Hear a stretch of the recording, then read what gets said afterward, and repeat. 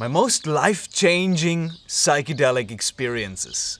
Honestly, I have no idea what's gonna come up. Hey, I'm Vergon, this is Psychedelic Actualization. On this channel we talk about topics like self-realization, self-actualization and working with psychedelics to live a more authentic and fulfilling life. So if you're interested, subscribe to the channel.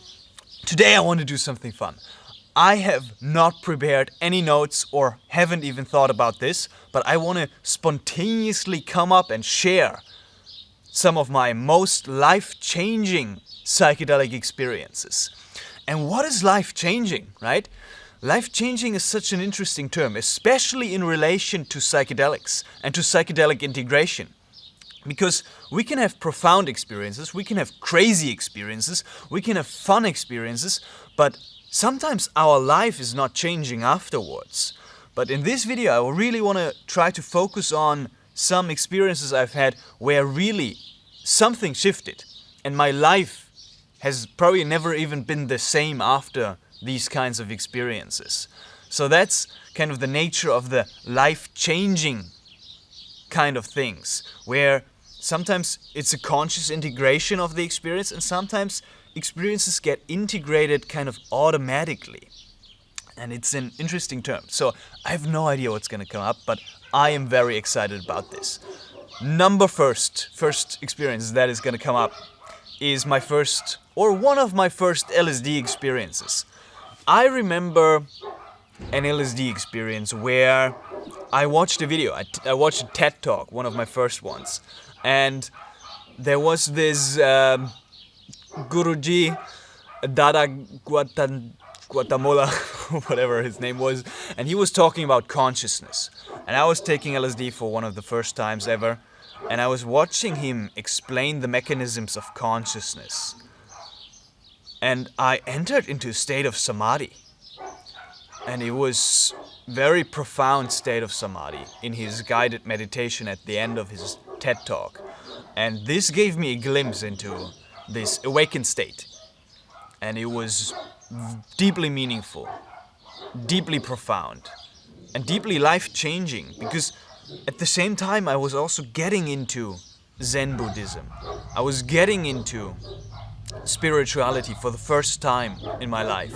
And as I was sometimes reading the Zen scriptures while being on LSD for one of the first times, something clicked and something shifted in my state of being, where there was an understanding that arose after this experience that carried on for the rest of my life, especially the years afterwards. I was quite young still back then, and then over the years sometimes, right, we forget and then we remember again, but especially in those younger years there was a deep remembrance of this truth of the Zen and the simplicity of this Satori Samadhi state that I have experienced in that LSD experience.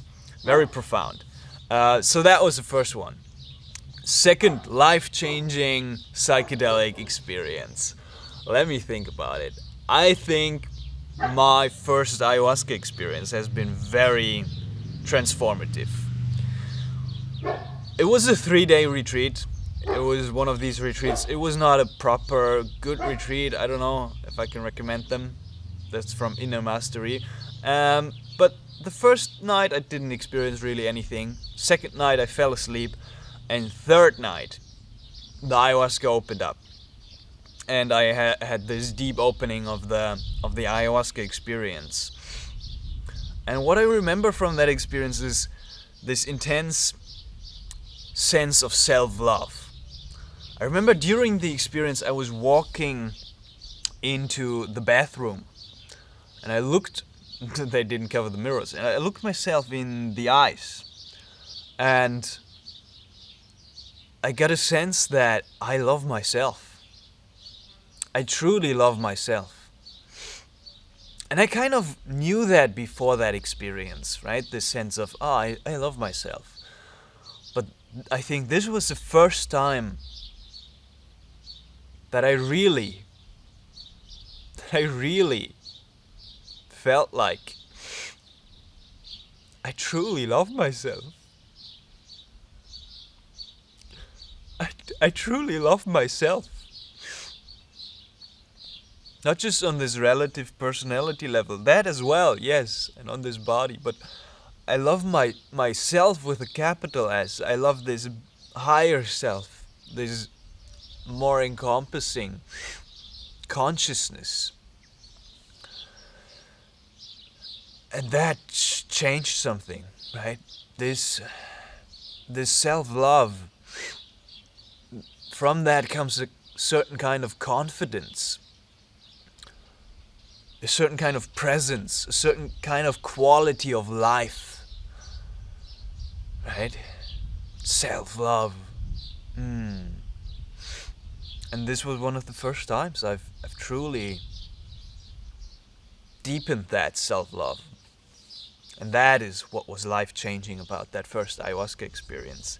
And even my girlfriend at the time, it was interesting, she reflected on that and said like, you have never been more loving in our relationship, to me or to life or whatever, right? This love and passion that flows from you than after your ayahuasca experience, especially like the weeks afterwards, right? And then it's a continuous process of remembrance and integration. So that was a second life-changing experience that I had. What else was life-changing? Let's move on to the mushrooms. I discovered a music album from Fia randomly right before a mushroom experience of mine a couple of years back. And I know, back then I listened to a lot of trip music with lyrics, right? And I think those deeply influenced me and my state of being and my perception onto the world. Instead of this more non-guiding instrumental music, right? But I listened to this music album by Fia during this mushroom trip, through the whole album, or two. And it was super profound and life-changing in a way that she's doing like very cute songs and songs about singing about finding your path in life and trusting yourself and letting go, and it's super nice and cute music, and I love this music. And during that mushroom trip, I fell into this music and what she was singing about following her path and trusting and receiving and surrendering. And actually, a couple of these musicians, for example, Ayla Shefa, Ajit, Nick, Manesh, right? The music that they are putting out, that I have been experiencing in my psychedelic experiences, those shaped me. Those transformed me in a way that I felt kind of the truth of what they were expressing in their songs. And also the truth of the lyrics and how deeply they resonated with me. And that led to me, I don't know how to describe it, taking on that perception or a certain kind of belief system that they were expressing in their songs.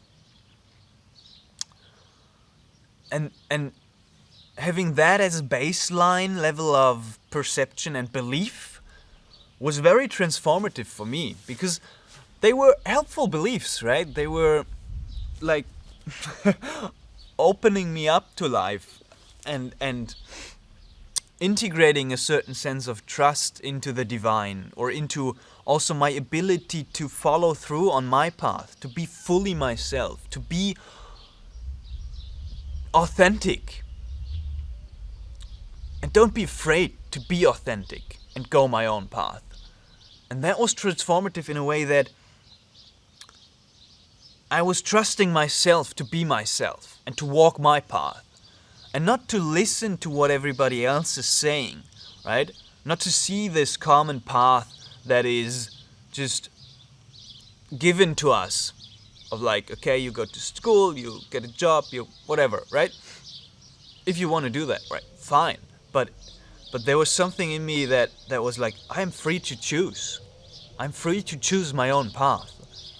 And that was so crystal clear that I just followed through on that, knowing of I have the freedom to choose my path and create a life that is fully in alignment with my true authentic self. powerful. Powerful. Changed my life forever, right? This mushroom experience, or these couple of experiences where I was listening into the lyrics. Very interesting. By the way, I'm offering psychedelic integration coaching at the moment, and psychedelic integration preparation consultation. If you're curious about that and want to know how you want to integrate your psychedelic experiences in a way where it actually transforms your life and is not just another experience, then feel free to book a call and experience coaching for yourself. I found it's quite powerful and a transformative experience in and of itself. So maybe let's just come to an end. Maybe one more. Life-changing. What was life-changing? Well, two come to mind, which have been just bonkers, right? One was my ayahuasca experience in Peru. It was a 14-day ayahuasca retreat, 8 days of drinking, and the 7th night of drinking was, I would say, life-changing. To this day, probably also my deepest experience I've ever had. And it was an experience where, first of all, there was a deep realization of God and of love, and of this, oh, God is love, everything is love. And then it quickly moved into an experience of dying and facing death. And I've had kind of different flavors. I think there's different flavors of ego death, or these cycles of death and rebirth. But this one was unique in a way that it was very difficult for me to let go into death. And I always thought I was ready to die. I always thought I was like, okay, I'm not afraid of death. But this one, it was not an experience of moving through that, but it was a facing of death. And it was a continuous facing of death. And a continuous process of, I have to let go into death. But I couldn't like fully pierce through that. And it was one of the most intense experiences, like so far out of my body that it was just, I even forgot that there was an ayahuasca experience, right? It was just the reality of me in an experience of being, facing death, of dying right now. No ayahuasca experience, no ayahuasca ceremony anymore, no body anymore, no other people anymore, gone. Just this experience, and it was very profound in a way that, two things. It made me aware of my fear of death, and I've been more afraid of death afterwards, which I guess is a good life change. Life changing in a way that even afterwards I was like continuously afraid of death, but through this awareness we can truly work through that. Otherwise it was unconscious, like I was telling myself through reading spiritual scriptures or having a couple of psychedelic experiences here and there that I was ready to face death. But something inside of me, there's this deep-rooted fear. And it's still there. Haven't fully worked through that. But this ayahuasca experience made me aware of that. And this awareness leads to the opportunity and possibility to start to work on that. Right? Profound. The second thing that was life-changing about it was one of the first and only experiences, well, maybe you know one of those types of experiences, where I said, in the experience and directly afterwards, when I emerged out of this, I was like, this was the last time I have ever done psychedelics. I think it was Kilindi, this mushroom master guy, who said, if you have not been at the point in your tripping, in your ceremonies, where you've come to a place where you said, I will never touch this again, then you haven't gone deep enough. And I might agree. And I always thought, right, especially psychedelics being so intimately connected to my life purpose, and I'm feeling like I want to serve in this community and on this path and maybe even facilitate in the future. I always thought that I was made for this, right? I'm ready to let go of everything. I'm ready to surrender. I love this psychedelic experience and going really deep into this notion of letting go and surrendering and awakening and enlightenment. Yeah, that humbled me, this ayahuasca experience, right? It absolutely humbled me in a way that I was not ready. What it asked me to do in that experience was letting go of awareness itself. Not my life, not my family, not my purpose. I was able to let go of all of that. And then at the end it was asking me to let go of awareness and consciousness itself. Couldn't do it. And what shifted afterwards, what was changing about it was that for the first time in my life well, maybe not the first time, but for the first time in a very intense manner, it was confronting me with a doubt of, am I able to walk this path? Right? This path of the shamanic facilitator, this deep explorer. Am I up for that? Am I ready for that? Do I want that even? Intense doubts about this path, about my ability and my readiness for this path of letting go into death, of dying, and also deeply connected to the spiritual path.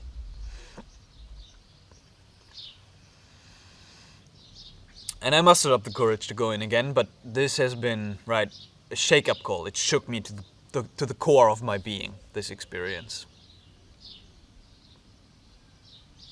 And it was not the last time I did psychedelics, right? But it was one of those experiences where I said, this is the last time. Like, this is bonkers. This is too much for me. Life-changing, definitely. Maybe I think that's a good one to end here. One that came to mind as well, maybe as a closing, was the MDMA and 5-MeO-DMT in combination experience. The experience itself was not life-changing in a way, and I really caution you just to be aware of a lot of controversy if that is a very dangerous combination, and I would not recommend that you ever try this combination. It might be physically dangerous, it might not be. There's a lot of controversy. You can watch my video series about my spiritual crisis, and that is what was life-changing about this experience. The experience afterwards, it catapulted me into a 3-month state of expanded consciousness, or a spiritual emergency, spiritual crisis, dark night of the soul, Kundalini energy awakening, whatever you want to call it. And this period was life-changing and very transformative in a way. And a lot to talk about right there, right? I talked about it in this video series. I even wrote a book, a spiritual emergency workbook, from that experience of the dark night. And that was life-changing in a way that it really showed me the depth of the spiritual path. And the fear that is possible on a day-to-day basis, right? Some people experiencing meaninglessness, depression, anxiety. I can feel that more now. And before that, it was very far away from my state of being. I can feel that more now, and also relate more to people having a tough time mentally, spiritually, emotionally, even physically, right? So that was also deeply transformative and life-changing. What have been one of your life-changing experiences? I would love to know. Let me know in the comment section down below. And yeah, I love you. Thanks for listening. This was fun. Just spontaneous, life-changing experiences that I remember. I guess there have been more, but this is it for today. Many blessings.